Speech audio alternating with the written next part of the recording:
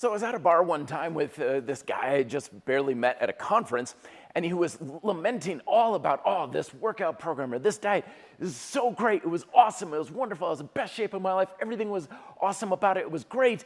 And that's when I had to stop him and be like, yeah, but if it was so great, why aren't you still doing it anymore?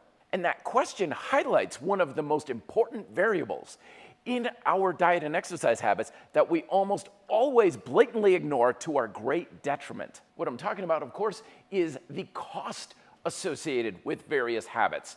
Because now that we're in the first week of 2023, it's inevitable that we're gonna start looking around and be like, okay, what's the best diet for losing the weight I wanna lose? Or what's the best exercise for building this muscle or whatever? And this is a good approach, but even the best methods in the world from a scientific or even social standpoint can be completely worthless if the costs associated with them are too high for you. Because ultimately, remember that nobody has 100% domain over their health and fitness. Instead, your weight, your muscle mass, your performance, all the things you want are determined by the physiological processes of Mother Nature. There are always two variables, either caloric intake and then expenditure, or stimulus and adaptation. And these processes are always going on autopilot. And no, we don't have full control of them at any point. But the good news is you can influence these processes, and that's where our habits come into play.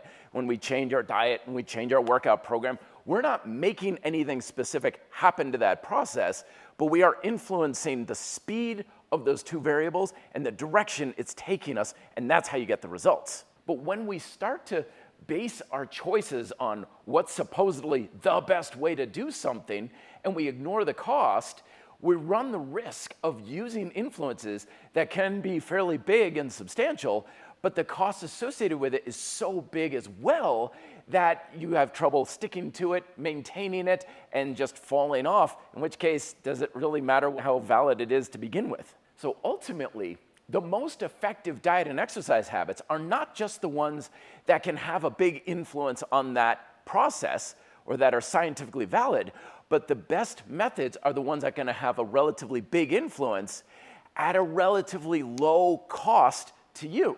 Let me give you an example. Let's say you're trying to lose weight, and we turn to diet, and immediately on your log, it's like, oh, wow, you're drinking quite a bit of beer. Boy, we could put a huge caloric dent in your intake just by cutting out beer entirely. And many people will look at that and be like, okay, great, I got to cut out beer. But that's the sort of thing that's going to be a lot easier for some people and a lot harder for others. Me personally, I like the occasional IPA, but I could go a month without drinking beer and not really even miss it. So for me, that may be a pretty good way to go. But if you're someone who just lives for happy hour and it's kind of the anchor point of a lot of your social interactions, it's probably not going to be a realistic approach to say no more beer whatsoever. Or let's take exercise, for example. Say, okay, we're gonna get your caloric expenditure up. You're gonna run every single day. If you're someone who enjoys running and are proficient at it, and you're like, oh, there's nothing better than a run first thing in the morning, then that's gonna be a relatively low cost action that's probably gonna have a fairly heavy influence on your caloric expenditure. But if running is just a subtle form of torture for you and you'd rather do anything than run, especially first thing in the morning, yeah, it can be a pretty good influence on your caloric expenditure, but the effort required to do it is gonna be so high that it's probably not going to be a very big influence in the long run. And this is where the power of a fundamental approach to fitness really comes into play, because by understanding those processes, you're going to be able to look at your own life and say, what are the influences that I can have the biggest influential impact on that process with the relatively lowest cost and effort level, and that's the stuff that's gonna work best for you. And if you want to learn more about the fundamental approach to fitness, you can check it out here in this video, in this podcast. And let me know if you have further questions down below in the comments. I hope your 2023 is going off gangbusters, and I'll talk to you in the next video. Till then, be fit and live free.